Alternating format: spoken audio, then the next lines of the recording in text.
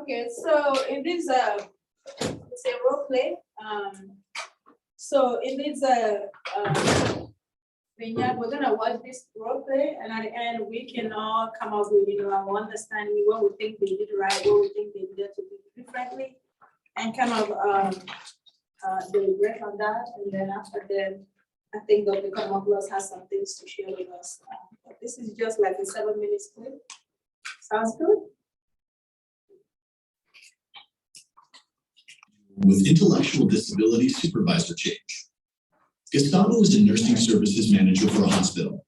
He recently was promoted to this role from a supervisor position in another part of the hospital when the former manager, Angel, retired. As he's getting to know the members of his team, he meets Libby, an employee in her mid-30s who's been with the company for over 10 years. Libby is a person with an intellectual disability, and Angel shared with Gustavo during their transition conversations that Libby may be concerned about having a new manager, and that Gustavo should take the time to get to know her and reassure her that she will continue to be a valued member of the team. Angel mentions that Libby's job coach, James, can come in if need be to assist with any concerns. She notes that James has been a resource to Libby in learning new job skills or when there has been a major change in her routine at work. Angel lets Gustavo know Libby is a strong, reliable, and well-liked contributor, both on the team and with the patients. Libby enters Gustavo's office, shakes his hand. Hi, Libby. Come on in. Nice to meet you. Nice to meet you too. Have a seat. Angel's told me so many great things about you. I miss Angel. She's retired, so I'll be working with you from now on. Oh yes, Angel told me. I thought maybe she changed her mind.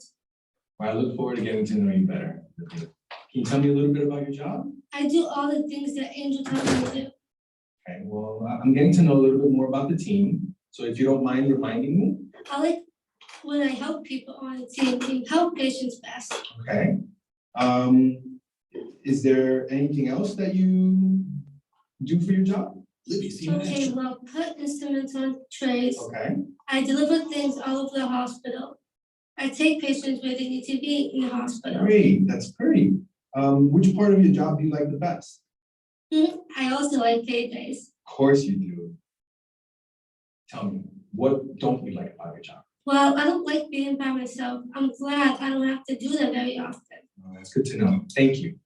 We're going to be making a few changes just to enhance ROI and efficiency, okay? What is that? It's just a better and faster way to do things without as many resources. So we're going to change up some of the processes and I may make some changes. Can I go now? Okay, sure. We can talk later, right? Gustavo, Libby, and the HR business partner, Sylvia, are standing next to a tray of instruments. Both Libby and Gustavo look concerned.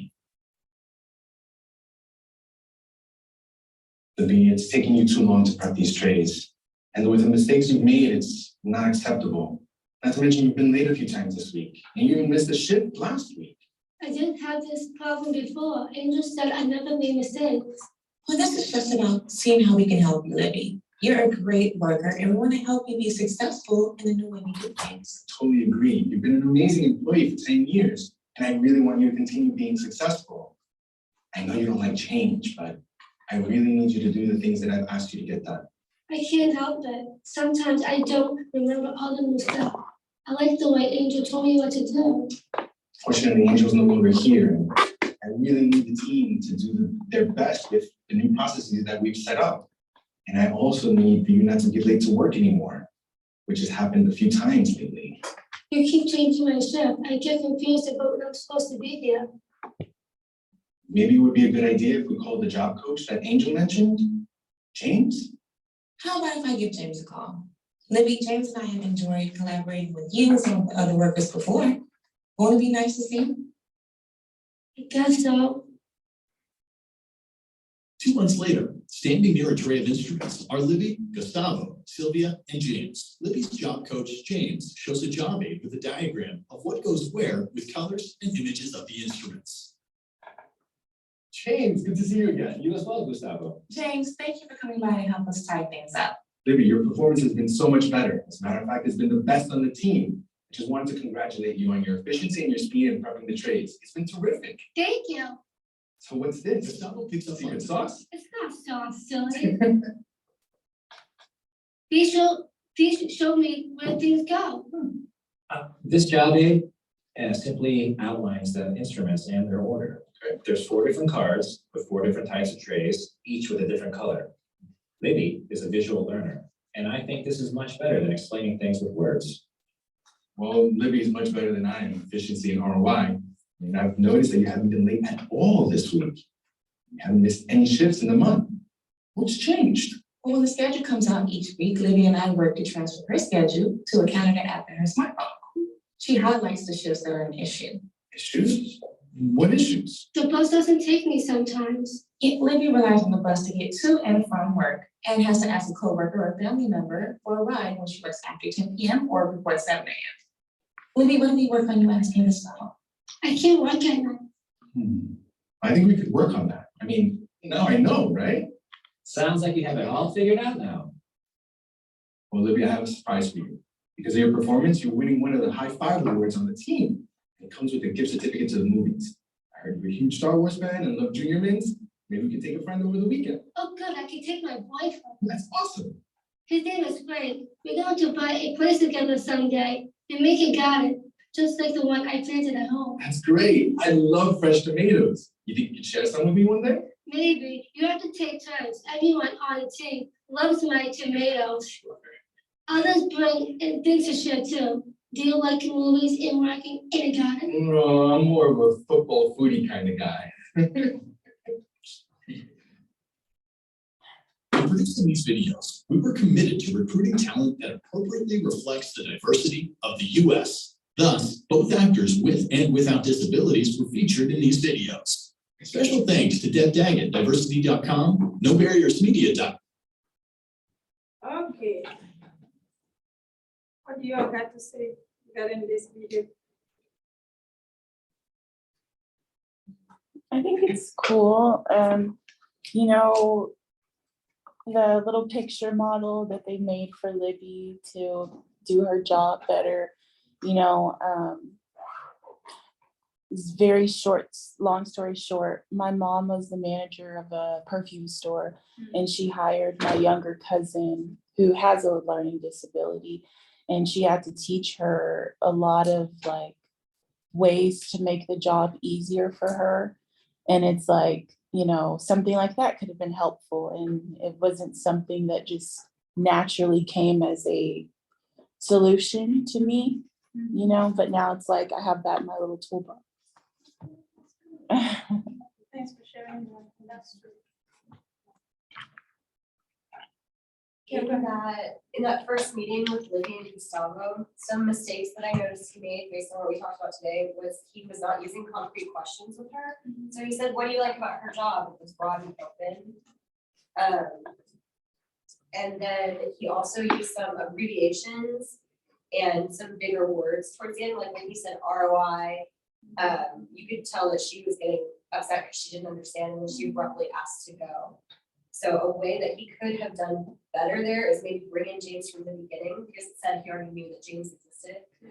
And maybe utilizing James more to ease that transition at the beginning wouldn't have resulted in that second scene where she was things were going wrong. Also maybe like implementing the plan for small changes to her routine versus like, I changed all this in one day, I don't understand why you're not meeting expectations.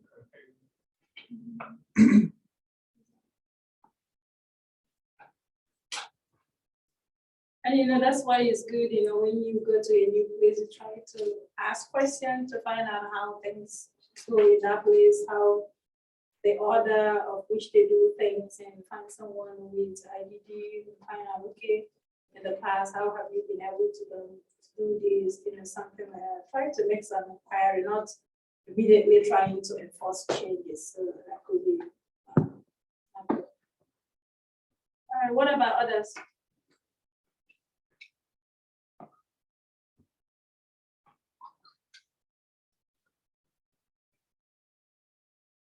I was just thinking about like how difficult would have been if she didn't have people to advocate for her and like kind of make her where she's at, because it wasn't that she's incapable of doing the job, there were just extra steps that had to be taken, but it could have very easily been the assumption that she can't do it, and letting her go. Having people to advocate too.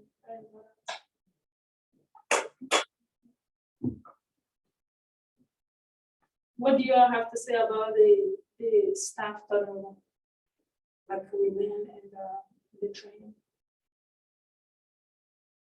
Did you all know when she mentioned the staff turnover in training? So what do you have to say about it? And how that's like a form of grief and loss. How did that impact the Well, I did notice Angel was her name, right? She was really hesitant to work with anyone new, and she really wanted the familiarity of Angel back, and it was, you could really see the distress. And Angel has retired, it's not really like she even changed the job, but she said, Angel never told me that I did anything wrong, she was really affected, the build relationship with Angel, all of a sudden it's like she just uprooted, that was uprooted from her. And she has to relearn, how to build another relationship with her, that's which was a little difficult for her at the beginning. But also being that she has been working with James, and James was also there to help things and be able to figure out the right path. I think like in the beginning, you saw her kind of like lean past a lot of her remarks, like when she was like, I miss Angel, or Angel is a good boss. She's like, okay, so I'm in charge, and here's what we're gonna do. And just sort of being like, yeah, I bet you worked with Angel for 10 years, like that's a long time, Hopefully you and I can build some rapport, sort of like talking to her more on like a personal level, rather than just like skipping over, could help her build like trust and then build rapport with her. Yeah, for sure.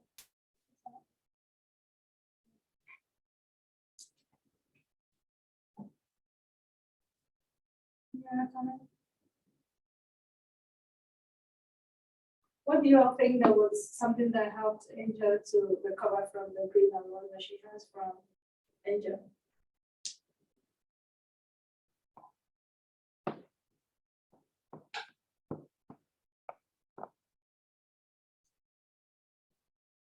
What was the question?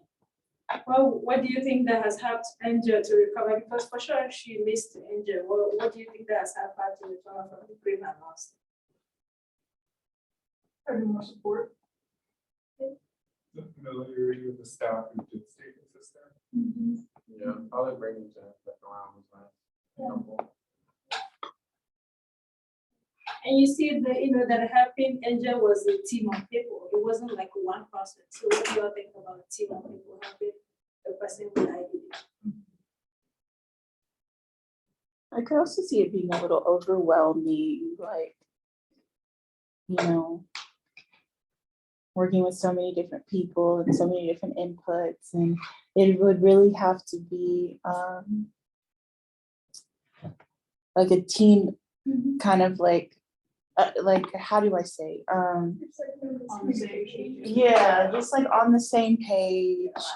Yeah, collaborative. Because I could imagine, for someone with IDD, especially if everyone's coming from a different angle and it's something new every day. Overwhelming. Yeah, and in the team, James was the one who helped, this visual learning, and also the other lady in that one also helped with schedule, trying to put it on calendar and helping her to track the schedule. Then she's not late, and also highlight the schedules that were challenging to her and kind of pointing that out, and they were willing to make changes for her, not to at least put her on those days where she would struggle to get to work. So just, doing all things to accommodate her, just like our topic said, so therapy to accommodate IDD person. So a person with IDD, so that's very important, knowing that, they are also human beings coming down to their level, being able to, and willing to work with them and provide all the accommodation necessary, because they can do anything, like, it sounds like she's very efficient in what she does. She just needed to, for them to break it down in a way, maybe we'll be able to get it. Any other comments? Okay, everyone is tired. Thank you, and I'll ask you to come up us to That was a great video. Thank you so much. And I don't know if y'all are aware, but Ada successfully defended her dissertation, so we could call her Dr.